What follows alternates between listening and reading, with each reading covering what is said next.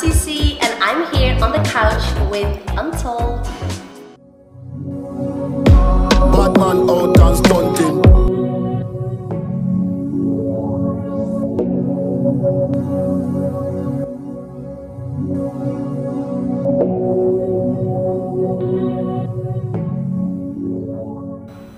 Sisi Bolatini. Bolatini. Do you prefer Cece or Sihan? Cece is fine. Cece is fine? Yeah. Okay, well, very warm welcome to the show. How are you feeling? Great to be here. Good. Super happy. It's an honor to have you. Now, for those who don't know you, who've been living under a rock, actually, in 2 sentences, can you say who you are and what do you think people know you for the most? 2 sentences only? Let me think. Well, I think, I'm Siham, well known as Cece, 28 years old, and I think I'm well known on social media for my fashion and travel lifestyle. I think a lot of people started following me a few years ago because of my cabin crew job, and since then everybody has been following my journey, and I think that's mostly what I'm known for. So before anything else, Cece, I gotta ask, because you participating in the Ramadan. Yeah. It's actually the most important time of the year for you. Is it any more difficult for you now with everything that's going on with the epidemic in comparison to other years? I actually feel like this year is by far my best Ramadan ever compared to all the other years. Okay. And this has to do with the fact that we spend so much time at home right now because we're obligated to, which gives me the time to give my religion the time and the effort that it takes for me to read more, to be able to pray more. Normally you're at work, you don't have time to pray the prayers on time, you maybe don't have time to read some more Quran or all of these kind of things that you're supposed to do during the Ramadan, but you can't because life. And now because we're all at home, there's no excuse to not be able to do all of these extra things. So the only bad part about it is that we can't go to the mosques to pray the Taraweeh nights. This is the extra prayer that we pray during the nights. But yeah, other than that, I think it's for a lot of Muslims all over the world, it really gave them the time to put some more time and effort into reading and learning more about their religion. Okay. I can imagine that is also a lot about reflection of yourself. During this time, what do you say is the most important lesson that you take from this whole experience? I think that the most important thing right now is, as I said, you have almost no excuse for yourself not to do something about becoming more religious during this holy month. So I think that everybody knows now, like, the lack of discipline they might have of doing what they're supposed to do, because there's no such a thing as excuse because I gotta work, because I gotta pay my rent or whatsoever. You still can do those things because you got the time and the freedom for that. So I think self-reflection, more discipline, more patience, because you spend so much time at home, so sometimes that can be very nerve-wracking because you see your siblings all the time or your partner, you spend so much time together, so you might find out qualities of each other that you never knew before, or so you gotta almost like learn to live with those people that you actually live with again. So I think your patience and self-discipline are 2 things that are definitely coming back in the self-reflection in the month of the Ramadan. Well, Cece, I think it's safe to say that you are a woman who looks after herself, especially when it comes to the things that you eat. But I think a lot of people don't know that you were actually bullied because you had some issues with food when you were younger, correct? Yeah, this is true. So what was the main reason that you got bullied in the first place?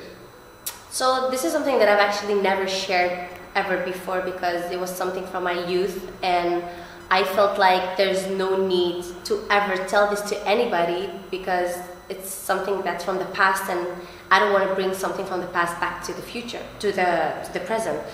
So what actually happened was when I was younger, when I was like 9, 8, 10 years old, I got bullied because I was too skinny. And this was something that there was nothing that I can do about it. I used to have like an eating problem, and this might sound very funny now, but I used to only eat French fries. Like French fries every day, breakfast, afternoon, dinner. Any time of the day you could wake me up for French fries, and there was nothing else that I want to eat. So eventually my mom used to give me even French fries like to school, because otherwise I was like, I don't need food, I'll just wait until I come home to eat my fries. So I think this is what triggered the teacher at school that told me that I have to go and see a dietitian. So I started going to the dietitian at a very young age, just to gain some more weight. And like she showed me this line of these are, and I remember her words because that's not the way you talk to a kid, but I think that's what stayed with me forever. She was like, this is the line of normal kids, and this is you, and this is the healthy kids, so we need to get you up in here. But I was like, I'm good. For me, I was just good the way I looked. And then it came back to the teacher, and the kids from my classroom, they used to bully me with like skinny girl and this and that. And sometimes I used to come into the classroom and they would have wrote it already like on the board. Really? And sometimes they would even like follow me back home and like throw like ugly words at me. So yeah, I think this is something that really played a big role later on in life. Okay, I want to go back into detail about this because you said it played a role, because it actually made you decide to go for a degree in nutrition, correct? Absolutely, yeah. What I find interesting is that you spent quite a bit of time during your education. You actually got your degree and you graduate, and then yet you decide to leave that next to you and do something completely different. Why is that? So this whole experience of bullying actually got me to study nutrition. So when I was studying nutrition, I was like, knowledge is power. I need to know how to get to that weight to never be bullied again. And if I know how to come there without anybody telling me that I am not a normal kid, I can tell myself how to be normal. So while I was studying, while my internship, I started like applying the rules, the normal healthy rules to myself. This is where I started like gaining weight, and I was like, okay, wow, this works actually. So after I finished the study, and basically I had all the knowledge, I worked as a dietitian to find out that the whole job wasn't making me happy, because the number one purpose why I did this was a very personal thing. It was not because it was my passion, but it was more to actually educate myself about something that has played a big role when I was a kid. So finding that out, that this was not what I wanted to do, made me quit that job and just take a side job and try to see what I do like to do. Okay. Because you actually had quite a few jobs, yeah, to find your true self, true, so to say. So out of all the jobs that you have done, which job left the most impact on you? Definitely the cabin crew.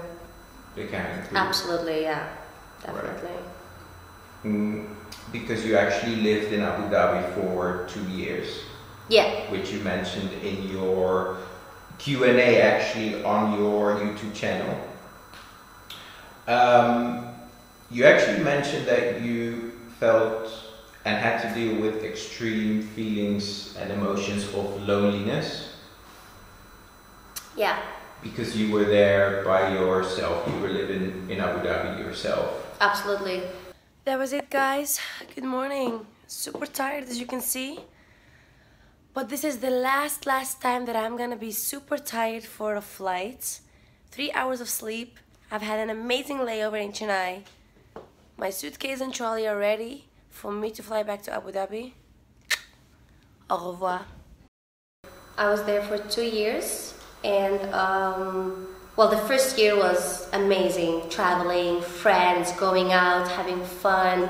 It was super great, and I think that was also for me like the biggest learning experience of my life, because I had the ultimate freedom to actually get to know myself, like my boundaries, what I like, what I don't like, and just traveling opens up somebody's mind. So, and in the second year, I was like almost satisfied about everything that I've done in the first year.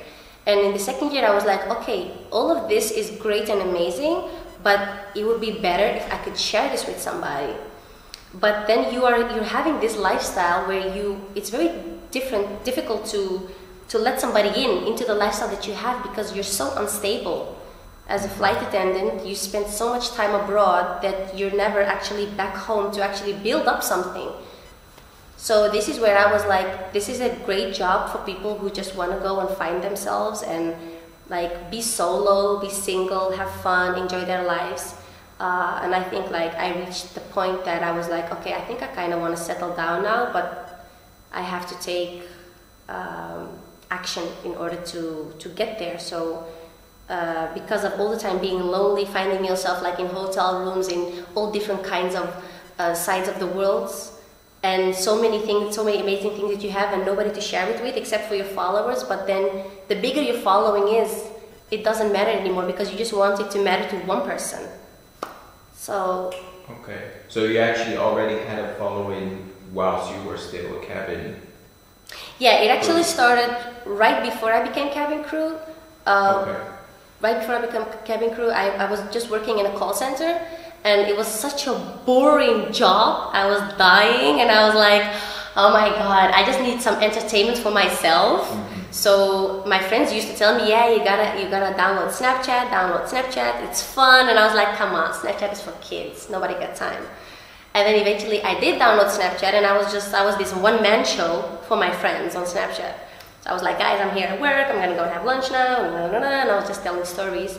And then my friends were like, yeah, the other day I was with another friend and she saw you on my screen and she wants to follow you. Are you okay with that?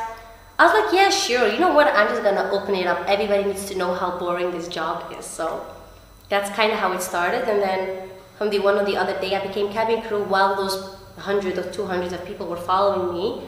And this went viral because I was just that girl that went from call center to cabin crew. Today you are a social media influencer. You do crazy numbers. You have 210,000 followers on Instagram. You hitting close to 12,000 followers on YouTube. At what point in your life were you like, oh, this is the path that Cece needs to take? This is what I need to do. I think that was halfway my cabin crew career, because as I said, this started as a joke when I used to work as a call center, and that was just because I literally had nothing better to do in my life. So I was like, let me just entertain myself and my friends, and I started doing the Snapchatting, and that became like bigger and bigger, especially when I announced that I was going to move to another country and work as cabin crew. So I postponed filming my travels. So the people who have been following me for years, a lot of them, they kind of still know me from the time that I still used to work at the call center. That I quit my dietitian job. I was just doing call center just for the money in order to find out what I actually want to do. And then halfway after like all the big fun was over in my cabin crew career, and the second year started where I was thinking to myself like, all right, what do I want to do? I started like getting more into the blogging and the influencing world, and I used to find out that there's money involved. I used to hang out with influencers in Dubai, in Abu Dhabi, and they taught me a lot about this world. So this is where I was like, oh wow, I can make actually a lot of money out of Instagram. It's almost the same salary as my cabin crew job. While my cabin crew job requires me so much lack of sleep, tiredness, fatigue, while for the other thing is more put your makeup on and put your energy on and go. So this is where in the second year I was like, you know what? I need to go and do this where my following is from, which is Holland. So that's what made me, exactly after 2 years, quit the job, came back to Holland, no savings, no idea what I'm gonna do whatsoever, not knowing the impact of my social media because I haven't been around. You see numbers and that's all you see, and you see your screen, you look at yourself. It's not like you look at 200 people knowing you. And then you find out, okay, I'm back in Holland, I'm gonna do grocery shopping and people recognize you. Hey Cece, oh my God, it's you. And then you go to change your passport. Hey, oh, this is your real name, Siham? Oh, I never knew that, I follow you for years. It has a good side and a bad side because you have no privacy. So this is where I was like, oh my God, what have I done?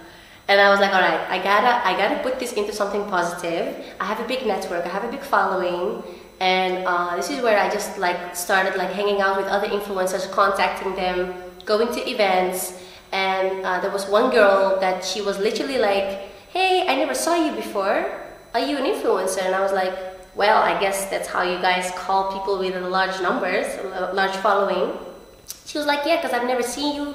And who do you work with? I said, I work with nobody. I mean, I just moved back to Holland. And she was like, listen, I'm gonna teach you everything. So she kind of took my hand and she just took me to all the agencies, introduced me to everybody. She taught me how to deal, how to sell myself, how to sell my products, how to manage my social media. So she kind of taught me how to be an influencer, as they call it. And I was like, wow, this is a whole business. This is a full-time job. So that's how it rolled. Okay. Now let's be honest. I think everybody wants to be a social media influencer because they see the stories, they see the pictures, and everybody is thinking like, if I can be an influencer, I can be my own boss, I can wake up whenever I want, money is coming in from this side and that side, and people know me, so it's all like rose-colored and glamorous in a lot of people's heads. True. Right? What do you say is the biggest misconception of becoming a social media influencer? I think the biggest misconception is that people think that it's not a real job. When people say that, I almost get offended because I wish they could just spend 24 hours with me for them to see that I work more than they do in a week. Because when you work for yourself, and I think this is something that entrepreneurs and people who work for themselves, they know this, because when you make money, when you are responsible for your own money, you don't work for a boss, you gotta work. And if that requires to work the whole week, 60 hours a week more, you do that. Because there's no line between you're off and you're working. Especially when what you work is your passion. When I'm off, I'm like, okay, what am I gonna do now? I'm gonna watch a movie. You know what? I'm gonna just go on YouTube and I'm just gonna watch something just to relax. And then I end up watching tutorials how to edit a video into. It's at the end of the day still work related, but I like to watch those things. But at the same time, is this then work or is it pleasure? You're always working. So the misconception is that people think that this is something that we wake up, we put makeup, we make a picture, we put it on social media, and that's done.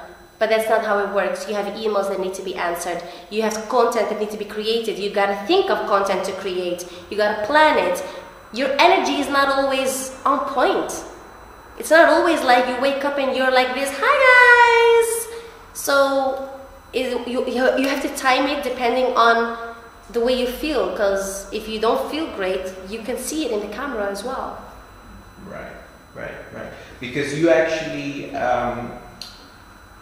mentioned earlier that you get your motivation out of your own growth, and that sort of gives you the motivation to inspire your audience at the same time. So how do you deal with a moment in where you have no inspiration or you have no desire to post anything out there, but in the meantime you know that there is people that are watching you, like when is Cece gonna post, and we expecting some content from you now? Like, how do you deal with the times where you don't feel like posting? I have to say that this is something that I struggle with, and this is also another part that people don't see, because this kind of gives me anxiety sometimes, like, oh my god, I haven't posted in 3-4 days. I need to post something. I'm losing followers. People are losing interest. So it does happen. Sometimes it's just not your day, or you're just not feeling it, or you're sick, or there's no way to tell you. There's no perfect way to deal with this. For me, I haven't found the perfect way yet. You can say to yourself, I try to let it go, and it's fine. And you just talk to yourself like, it's fine, it's fine. You know, it's fine. See, oh my god, you've been working so hard, it's fine. But it's not fine, because you keep going back to your social media and you're like, oh my god, I haven't done it. I should do something. So it's all this inner struggle, like, do something, don't do something. Do something, don't do something. No, clap, finished. You just gotta rest. So it does happen, and unfortunately, I still haven't found a way to deal with this. So I definitely have my off days. But I'm not the person, I noticed, to go online and to tell that I'm having an off day. Okay. I don't do that. Okay. Why I don't do that, I don't know. I think because people are so used to see me very positive and energetic that I know that that's an impact on them. That I almost feel like if I'm not feeling okay, why should I tell people that? What if they're gonna not feel okay as well because I'm not feeling okay? That's not what I want. I mean, at least if it's just me, it's just me. I don't want to like grab a bunch of people with me in my downfall. So this is where I'm like, you know what, it's fine. If I can be an asset to somebody's life, I would want that, but I don't want to be negative to people. Yeah, like, but I think it doesn't work like that. But that's just how it is in my mind. Okay. Do you see yourself as a role model? I think it's, for me, at this point in my life, it's fair to say that I am a role model. And why am I like so confident to say it? Because I'm a different generation of influencers. You have different kinds of generations. I'm 28. Like, I come from a time where we had no Instagram and no social media and no phones. So I know the difference, what it is to not have all of these and to have them. To also recognize the impact of social media. To know what to say on social media and not just be out there for the fame, for people to be jealous at me, for people to want to have my life because, oh, she's so perfect. That's not what I'm there for. And I just try to be a person on social media that if I have kids one day, and would I want them to follow somebody like me? This is how I think. So this is why I think it's fair to believe that I am a role model. Okay. At least I hope that other people see me as a role model. Okay. Now I gotta ask, because everybody knows that you are married.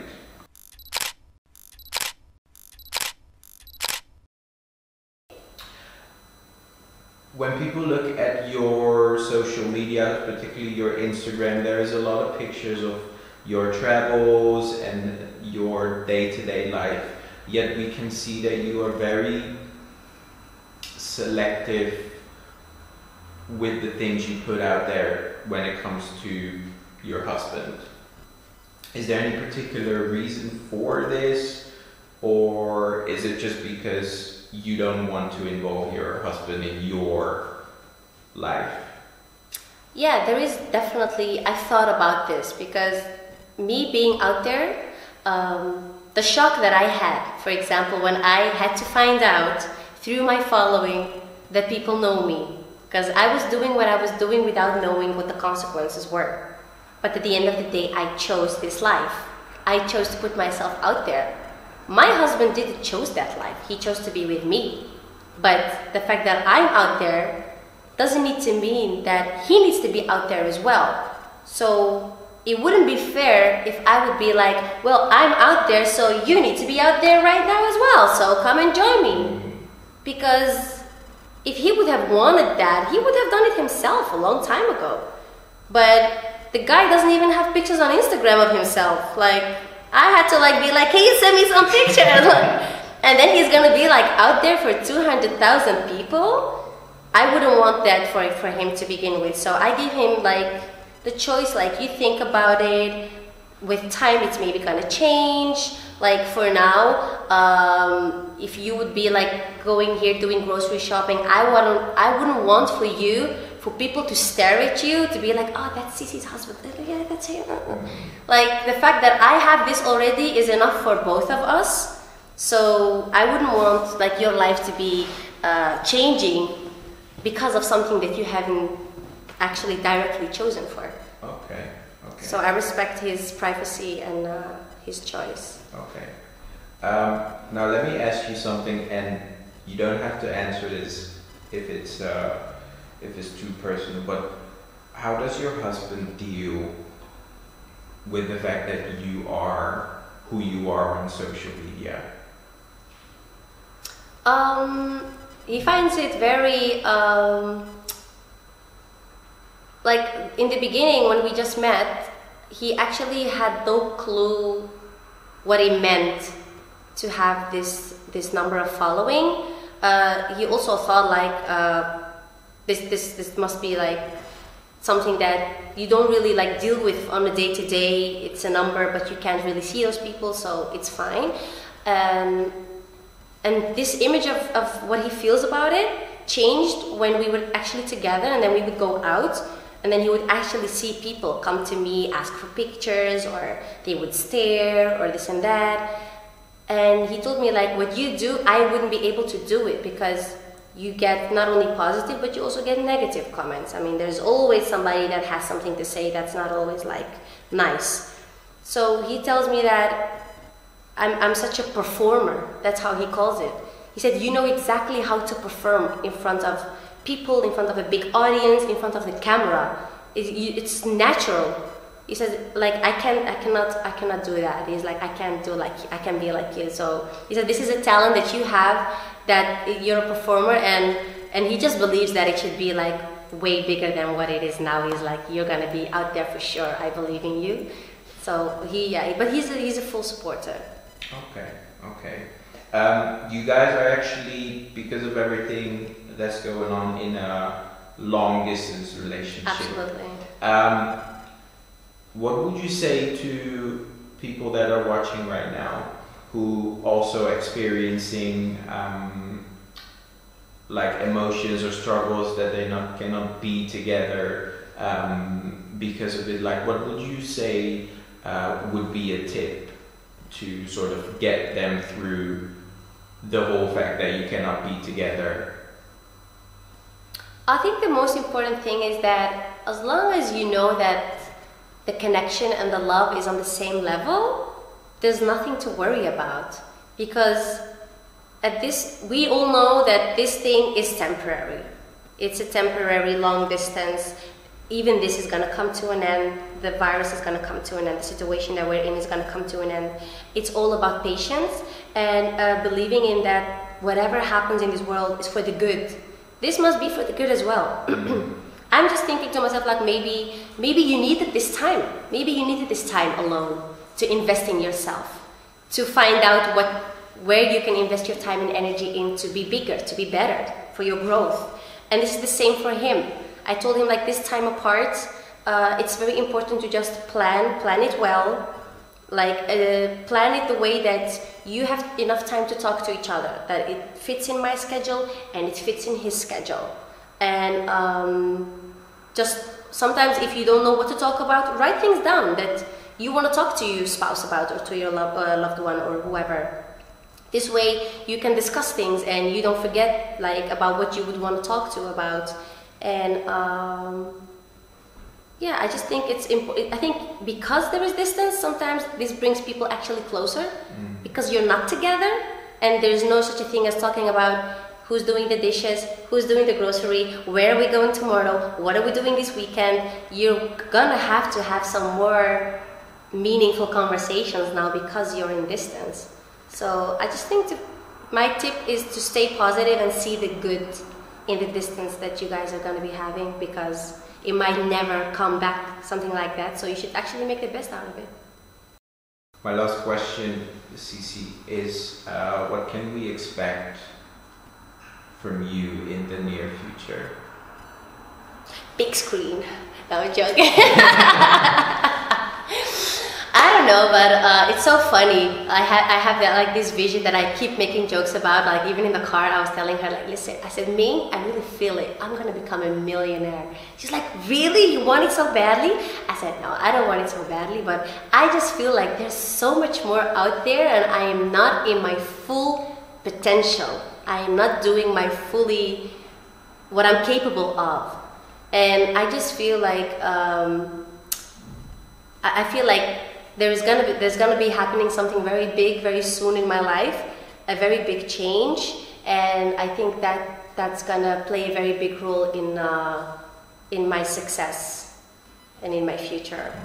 So we must keep an eye out. So people should keep an eye, because there's so much coming. Right.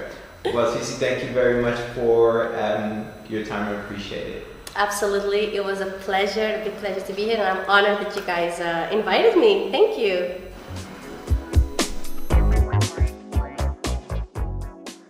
A Jessy Richmond film.